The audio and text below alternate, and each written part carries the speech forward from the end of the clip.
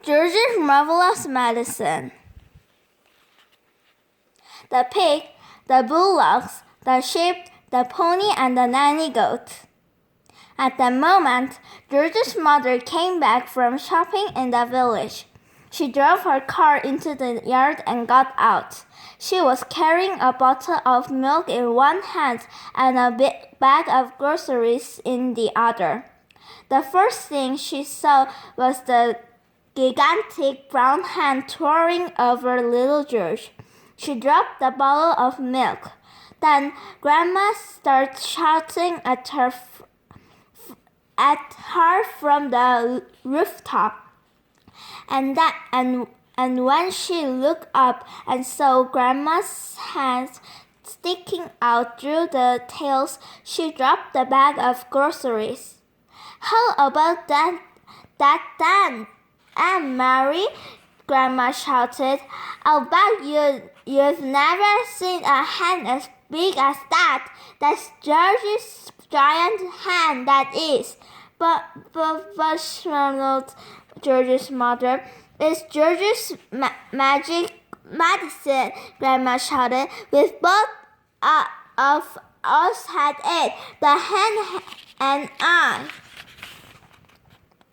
"But how in the world did you get up on the roof?" cried the mother. "I didn't," cackled the old woman. "My feet are still standing on the floor in the living room." This was too much for George's mother to understand. She just goggled and gasped. She looked as though she was going to faint. A second later, George's father appeared.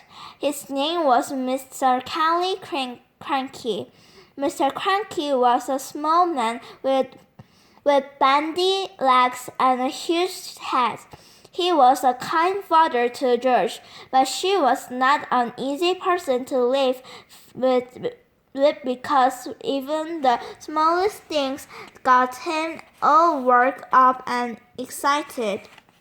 The hen standing in the yard was certainly not a small thing, and when Mr. Cranky saw it, he started jumping about as though something was burning his feet. "Great heavens!" she cried, waving his arms. "What's this? What's happened? Where did it come from? It's a giant hen. Who did it?" "I did it," George said. "Look at me!" Grandma shouted from the rooftop. "Never mind about the hen. What about me?" Mr. Cranky looked up and saw Grandma. "Shut up, Grandma," he said. It didn't seem to surprise him that the old girl was sticking out through the roof. It was the hen that excited him. He had never seen anything like it. But then two heads. "It's fantastic!" Mr. Cranky shouted, dancing round and round. "It's colossal! It's gigantic! It's tremendous! It's a miracle! How did you do it, George?" George started telling his father about the magic medicine. While he was doing things, the big brown hen sat down in the middle of the yard and went cluck, cluck, cluck, cluck, cluck, cluck, cluck, cluck. Everyone stared at it. When it stood up again, there was a brown egg lying there. The egg was the size of a football. That egg will make scrambled eggs for 20 persons, Mrs. Cranky said. "George," Mr. Cranky shouted, "how much of this medicine have you got?" "Lots," George said. "There's a big saucepan full in the kitchen, and this bottle here's nearly full." "Come with me," Mr. Cranky yelled, grabbing George by the arm. Bring that medicine for ears and ears.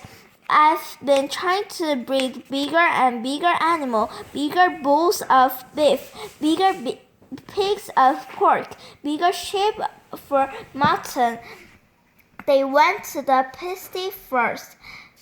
George gave a spoonful of medicine to the pig. The pig blew smoke from its nose and jumped up about all over the place. Then it grew and grew. In the end, it looked like this.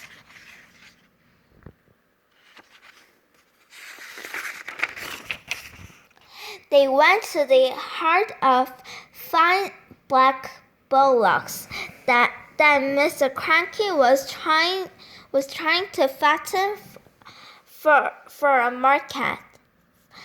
the market. George gave each of them some medicine, and this is what happened. Then the sheep. He gave some to his gray pony, Jack Frost. And finally, just for fun, he gave some to Alma, the nanny goat.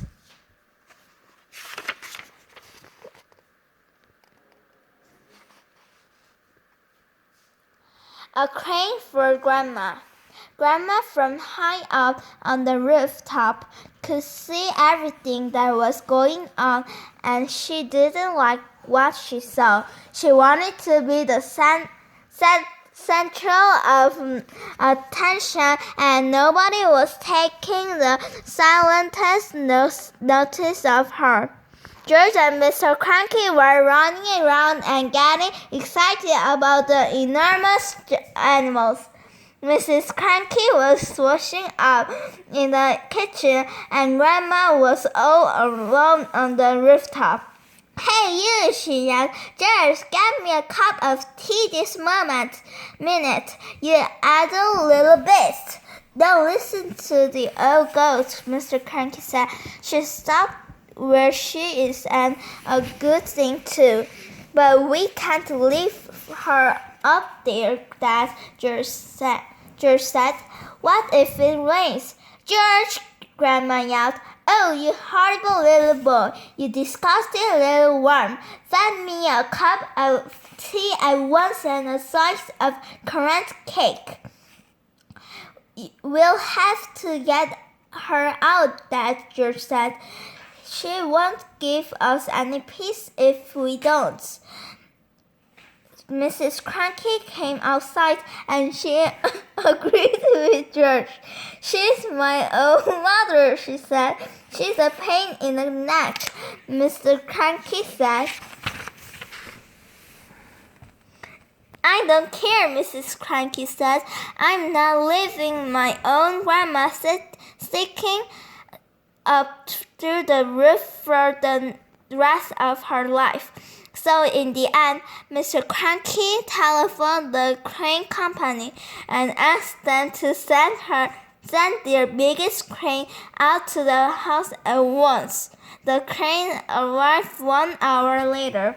It was one wheels, and there were 2 men inside it. The crane man climbed up onto the roof and put ropes under Grandma's arms. Then she was lifted right up through the roof. In a way, the medicine had done Grandma good. It had not made her any less grumpy or bad-tempered, but it seemed to have cured all her aches and pains, and she was suddenly as frisky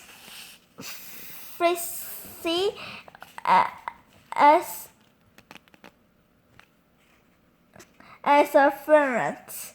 As soon as the crane had lowered her to the ground, she ran over to George, his pony, Jack Frost, and jumped onto his back. His ancient old hag, who was not now as tall as a house, then galloped above the farm on the gigantic pony, jumping over trees and sheds and shouting, "Out of my way! Clear the decks! Stand back, all you miserable midgets, or I'll trample you to death!" And and another silly things like that. But because Grandma was not too much tall to get back into the house, she had to sleep the night in the hay barn with the mice and the rats.